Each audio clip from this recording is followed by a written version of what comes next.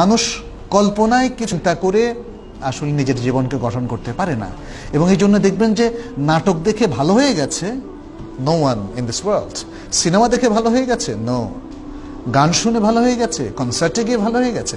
এই জন্য আমরা বলি যে আসলে দেখুন, প্রচার মাধ্যম এই জিনিসগুলোকে পৃষ্ঠপোষকতা দিয়ে দুনিয়ার বিলিয়ন্স অফ পিপলকে ইনভলভ করে ফেলেছে, যদিও তার মধ্যে এক ফোঁটা ডেভেলপমেন্ট বা উন্নয়ন বলতে কিছু নেই, না দুনিয়ার না আখিরাতের। একই অবস্থা আপনি দেখেন ফুটবল, ক্রিকেট। ফুটবল একটা বলকে নিয়ে দৌড়ে 11 জন মানুষ, 11 জন আর 11 জন 22 জন, তাই না? এর মধ্যে এত উৎফুল্ল হওয়ার কি আছে? আসলে আমাদের মাইন্ডসেটটা করে দেওয়া হয়েছে প্রচার মাধ্যম। পত্রিকায় খেলার পাতা দেখবেন এখন শিল্প রচনা করা হচ্ছে, শৈল্পিক লেখা। ফুটবলের যে ডিসক্রিপশনগুলো এত সুন্দরভাবে দেয়, যারা সাপোর্টার তাদের সারাদিন খালি ওটা পড়তে ভালো লাগে। প্রচার মাধ্যমগুলো আমাদের মাইন্ডসেটটাকে পাল্টে দিয়েছে, যে একটা বল নিয়ে দৌড়াদৌড়ি করে আর ওটা এখন বিলিয়ন্স অফ পিপল দেখে।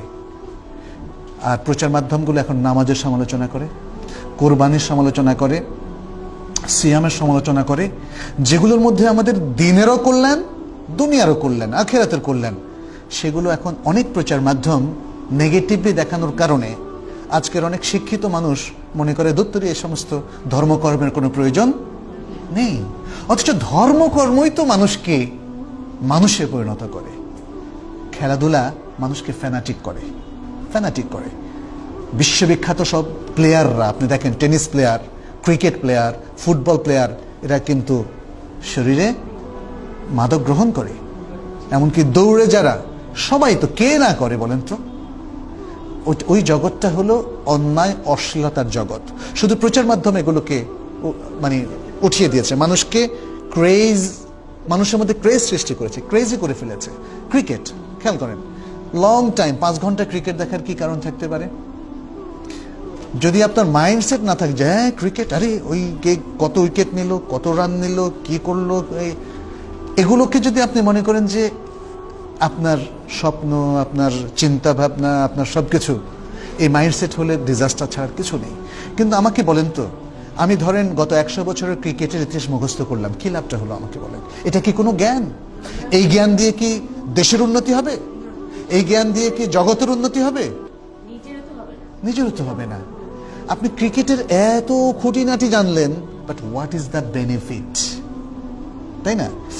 প্রচার মাধ্যমগুলো এই ক্রেজগুলো সৃষ্টি করছে যাতে করে মানুষ তাদের জীবনের মূল লক্ষ্য থেকে দূরে সরে যায়, যাতে করে মানুষ তার রবকে ভুলে যায়, যাতে করে মানুষ অন্য মানুষের প্রতি রবের দেওয়া যে দায়িত্বগুলো আছে সে দায়িত্বগুলো থেকে বিচ্যুত হয়।